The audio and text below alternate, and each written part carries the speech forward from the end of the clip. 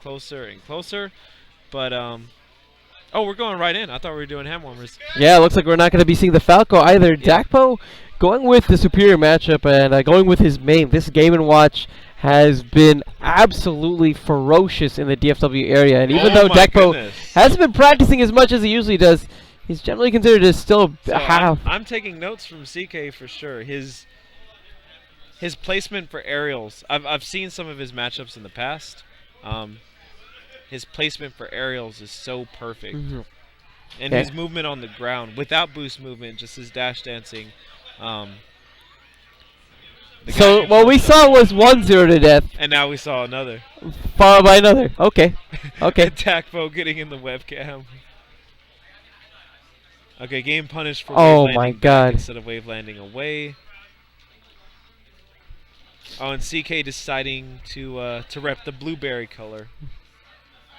As Oracle would put it. It has the most antioxidants. I'm a carbon man myself. If I don't do carbon, then I do yellow Kirby. Cause that's my 64 Kirby. Hey, you take those, and CK actually is gonna. Dakpo taking a minute to stare at the crowd. So unsurprisingly, we have a lot of Houston support at a Houston tourney. What? Yes, who'd have thunk it? That's Balderdash. And Dakpo being one of the invaders from out of town is unamused. People are not looking at him very fondly. Yeah, well, Dakpo's not looking at that stock anymore, actually. Speaking of invaders from out of town, winner of this has to play the other invader, which is Da from Austin. So, yeah, Houston's in here. Houston is defending their turf extremely well all day. Very much in here. Okay, but I want to see Dakpo go and take this stock here. Falling Aerial, I think, will at least grant him control of the stage again. Gets him out of the corner. Dakpo's been a lot more careful on the ledge because he's known that CK has been taking advantage of the strong aerials like Bear and Nair and getting those earlier kills. And CK's edge guarding is so good, way better than mine. I wish mine was a little bit better. But because of that, Dakpo's been controlling center stage a lot more, and that's oh, okay. I really thought it was gonna be a 9. I knew. Well, no, he had the even number primed. He's got one dot. Maybe have a shot at a 9, but instead going for the guarantee with the parachute. And that parachute will kill Kirby so early, and that one is the bane of my existence in this matchup. I played Dakpo in pools last time at Bowser's Revenge 21 when I came out there. Felt better about the Sheik matchup. I win Sheik. How did your Sheik do?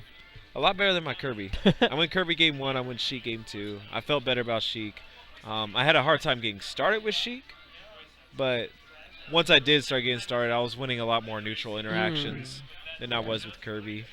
Also, I guess it's a lot of it has to do with the fact that Sheik, you don't just have to be up close, you know? Like, Kirby's like really good when you're up close, but the problem is you just have to commit to being close. And a lot of his ways to get in are very committal. Like if he could get the hit, he has a lot of hit confirms. But Game & Watch has just a ton of disjoint and lingering hitboxes to keep him out. And again, those lingering hitboxes, this is 3 out of 5. Yeah. Okay. Yeah, all the top 8 is 3 out of 5. This is 3 out of 5. And this is game 2. CK actually opting for Green Hill Zone, but this is I think this is a level where I've seen Dakpo do some pretty disgusting things in the past, truth be told. So it's like a smaller FD, and Game & Watch really likes that. CK is fond of this stage, and it's largely because of the ceiling.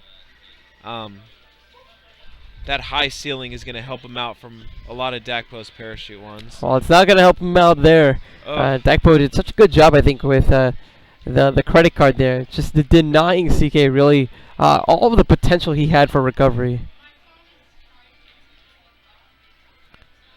Oh, wow. Oh, okay, so if Dakpo would have gotten that, that would have been it for CK. Mm-hmm. For those who don't know, and this is the case with every Smash game, if Kirby gets hit out of his up B, all the jumps are gone.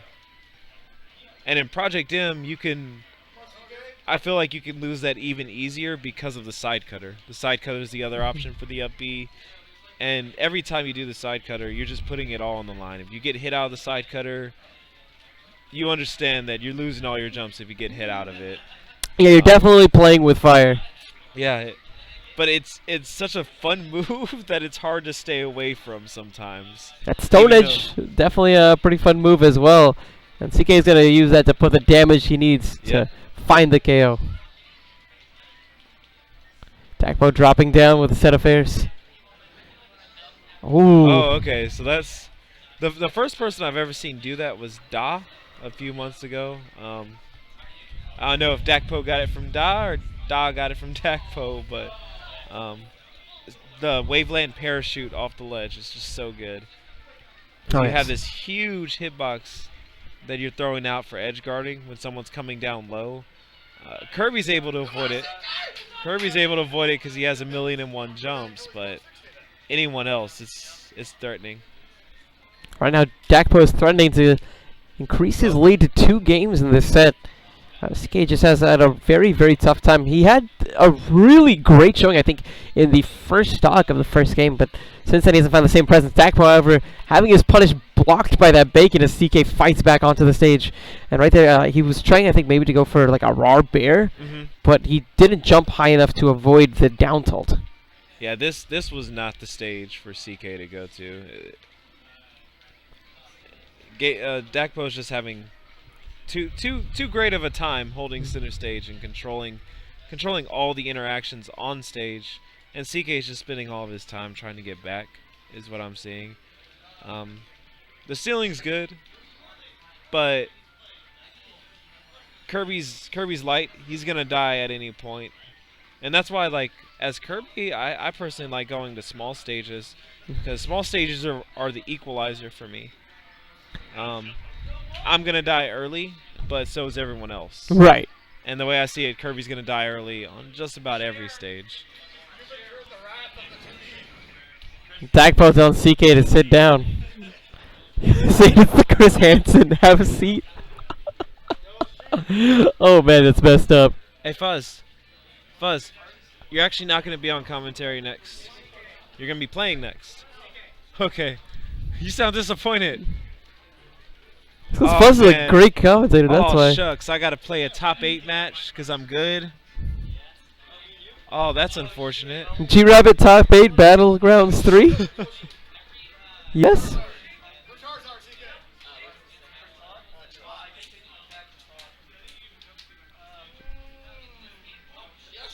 And you mentioned how small stages are the equalizer. So the cursor now on Wario Land, I think, makes sense. Yeah. I don't think Wario Land's the small stage to go to, just because the platform arrangement does lend very well to Game & Watch and its vertical combos. But So what are you thinking? I hate this matchup so much that it's hard. It really is hard to call.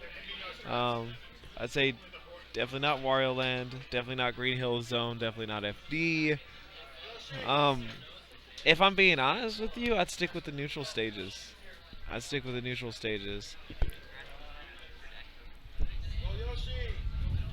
my opinion. Yeah, I'd stick with either Battlefield or Smashville if I were Kirby.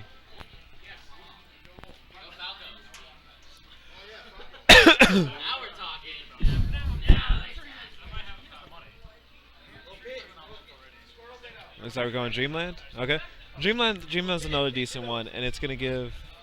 Oh, he has Yoshi. That's right. I did see him play Yoshi. Oh, so actually a character swap here. Now tell me a bit about CK's Yoshi. I only saw very little bit about it, so I don't know too much. I know he went Yoshi against Forces. I saw the beginning of that. He was not able to beat Forces. But I do think this is the right option, and Yoshi if he can get his jump armor through all of Game & Watch's crazier stuff. The thing is, every time you do jump armor things, you're taking a risk. If you get broken out of it. Wow, Dakpo just greeting CK with the forwarder as he tried to make his approach back onto the stage. Now, Dakpo hasn't played this matchup in my understanding, not too much recently. I know you guys had Ham Yojo, but now he switched to the Ninja. Yeah, there's Pug. I guess there's Limbos. Yeah, Limbos from Austin. During the breaks. Pug as well. Pug, okay. Yeah, he's from UNC. I don't know if Dakpo has like played Limbos as of late or even recently, but even so, Dakpo has played the matchup in the past. And on top of that, he's played a better version of Yoshi in the light of Ham Yojo before Yoshi got a little bit more nerfs. I think he knows what to do in this matchup. It's just kind of shaking off the cobwebs. Yeah. Well, he manages to shake off another stock from CK. And the thing about CK, if he's gonna play this matchup, he has to burn the resource of his jump just to power through a lot of Game & Watch's stuff, which, like I said, he's gonna take damage anyways. So if the way a matchup is played is a lot of trading, and you're just trading and trading and trading, I'd have to say that it's probably not gonna end up too hot for you. But he's even up the stocks. Yeah. He's even up the stocks. But especially if Dakpo ends up taking this stock here, which he does, now the trades are definitely going to be benefiting him more so than CK. CK is, again, final stock, maybe the final stock of this tournament, unless he can find a way to turn things around. Well, we'll see. He's still trying to defend from the invader. How far into the Houston bracket does Dakpo want to invade? Wow. Will he go all the way? You're hoping so. I mean, I'm supposed to be unbiased because I'm on commentary, but... No, I mean, I'm originally from Houston, so we can even it out. I can root for the Houston players, and you can just root for Dakpo. Yo, but what if it's Austin and Dallas in grand finals? That won't happen. Yeah, you're right.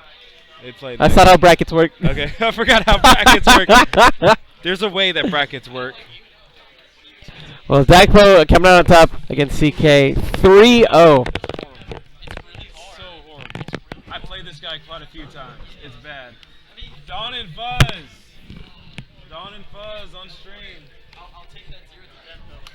Dude, that green Desert to Death was godlike. No, I've played him quite a few times. Listen to my commentary. I give a little bit of input. Well, yeah. I mean, I think Yoshi was the better choice. Yoshi's a better character. I'll agree with that. I think if he just learned it a little bit more. Yeah.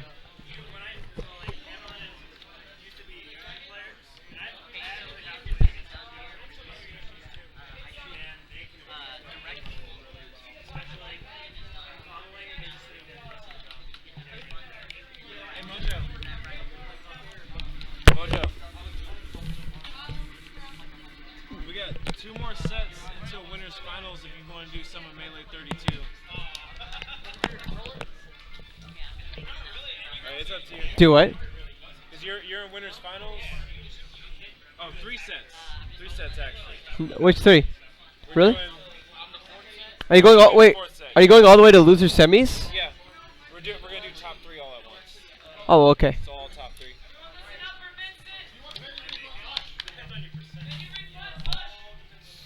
Alright, yeah, guys, if you want a video refund, the procedure is going to be, once this event is done, you're going to take your setup over to the friendlies room.